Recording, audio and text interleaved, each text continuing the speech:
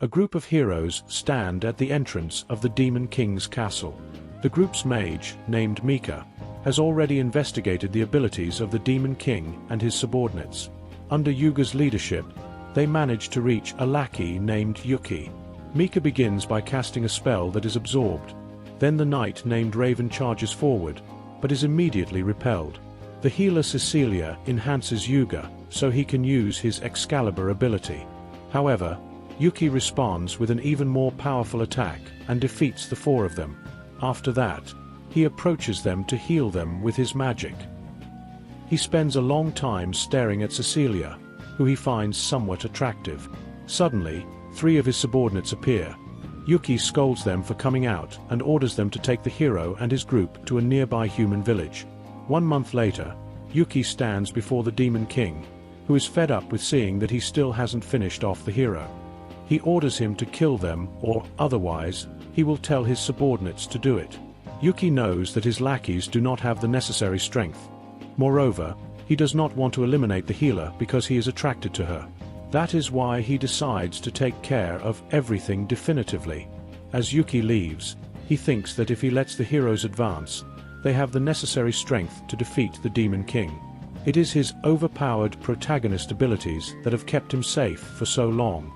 Days pass, and Yuga and his group arrive once again. Yuki once again proves that he is still superior, but this time he offers them a deal. He will let them advance to the Demon King if, in exchange, they leave Cecilia with him. Yuga hesitates, and Mika pressures him to make the decision quickly. But it is Cecilia herself who decides to stay for the good of humanity. Yuga and the rest move forward, promising that they will come back later to rescue her. Cecilia does not understand why she is there, but even so, she will fight with all her strength. Without beating around the bush, Yuki tries to explain the situation to her, making it clear that he does not want to kill her. He confesses that he has fallen in love with her since the first time he saw her, and that is why he wants to go out with her. Cecilia immediately rejects him, causing Yuki to become depressed. She tries to attack him, but when she sees that he does not defend himself, she asks him what is wrong. Yuki confesses that he would rather die, even though if he lives he will remain trapped in that castle. The only time he is allowed to leave is to attack human settlements, but he does not like doing that kind of thing. Cecilia does not believe him, because demons have no heart, and the Demon King is trying to rule the world. Yuki confesses that, despite appearing to be a demon, he actually reincarnated from another world. Cecilia understands that he is still human on the inside, but she cannot understand why he does not defeat the Demon King if he is so strong. Yuki says that he could do it, but he has not because he would then become the Demon King himself. That is why he has lived locked away, waiting for his death. But since he met her, he has felt alive again after his reincarnation. That is enough for him to be able to die in peace. Cecilia feels empathy for him and invites him not to give up. She also proposes that they get to know the outside world together. Thus, as expected, Yuga and his group manage to defeat the Demon King with ease. In the kingdom of Clarines, the king receives them as heroes and gives the necessary thanks to celebrate. Seeing that he is now free, Yuki gets rid of his horn and the next day heads to the Adventurers Guild to register. As in every Isekai, he starts as a simple rank F and must climb all the way up to rank S. He will achieve this through missions, and normally it would take only 1 month to go from rank F to rank E. But you and I know that is not going to happen here, because Yuki, in just 1 week, managed to go from rank F to rank D as if it were nothing. Croman, the one who issued his license, is impressed that he keeps accepting so many contracts at the same time. At that moment, Cecilia appears, hidden under a hood so as not to draw attention. She asks Croman to cancel Yuki's missions because she needs to talk to him. She invites him to her house, where a jealous guard threatens him, but Cecilia puts him in his place. She then lets Yuki in to ask him to leave the Adventurers Guild. She explains that after the fall of the Demon King, some of his lackeys still remain. She also suspects that a conflict between human nations may arise very soon, since the hero is receiving multiple marriage proposals from other countries. The countries are doing everything they can for their own benefit and military power. Cecilia knows the great power he possesses and is sure that Yuki will be one of the few rank S adventurers. If he continues climbing ranks that way, the other countries will not take long to notice him. That is why Cecilia wants him to leave the Adventurers Guild. Because if they recruit him for a mission and discover his demonic powers, they could use him as a tool to conquer the world, or label him as an enemy if he were to refuse, and his freedom would come to an end.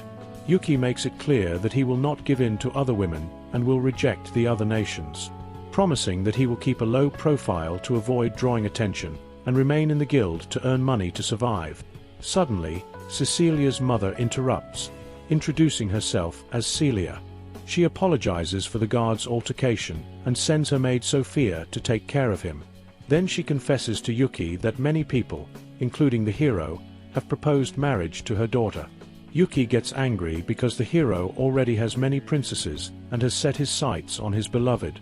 That is when Celia takes advantage of the situation and approaches Yuki to offer him her daughter, asking if he wishes to get engaged to her immediately. After thinking it over, Yuki rejects the offer since he was previously rejected and wants to work to become financially stable and confess again later. Celia, seeing Yuki's intentions, gives him her blessing and mentions that she was only testing him as she would never hand over her own daughter. Later, Yuki talks with Cecilia, where they both agree to call each other by their first names from now on, proof that their relationship is slowly moving forward. Yuki is in the forest carrying out a guild request. There, he encounters his subordinates, who, mistaking him for an adventurer, attack him. He explains to them that, after the fall of the Demon King, he confessed his feelings to the hero's priestess, but was rejected, and that he now lives as a human.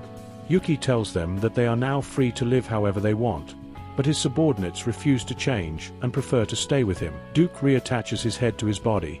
Happiness, being a harpy, is plucked by Yuki, and finally Sheik only makes himself a little bigger to resemble a human, since he is a fairy. Yuki tells Cecilia everything, introducing his subordinates to her. Out of nowhere, Sheik and Happines move away from the group. The protagonist becomes a little worried and decides to look for them. He finds Sheik asleep on Celia's lap, since he had been playing with her until exhaustion.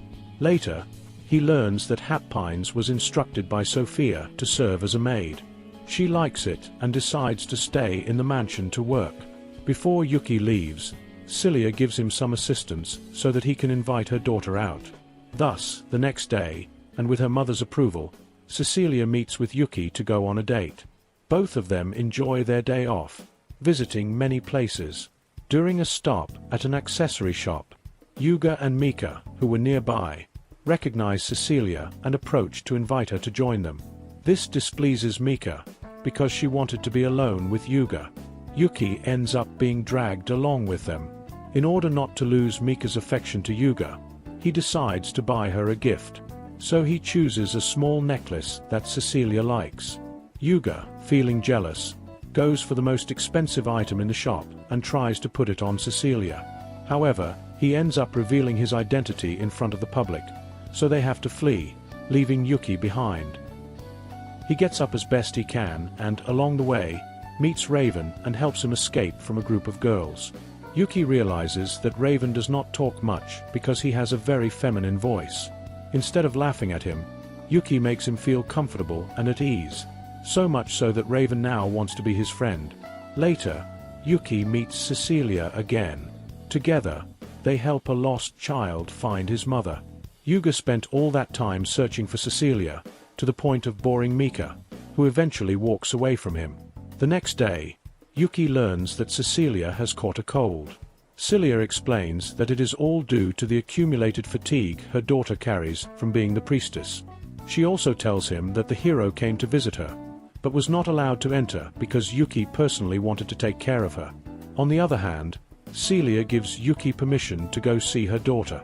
They talk for a while, and Yuki feels guilty about the situation.